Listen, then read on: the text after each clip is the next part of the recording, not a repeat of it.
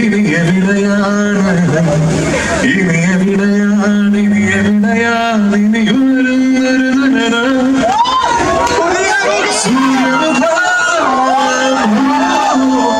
ഇനി ഒരു പുതിയ മുഖം പുതിയ മുഖം ഇനി ഒരു പുതിയ മുഖം.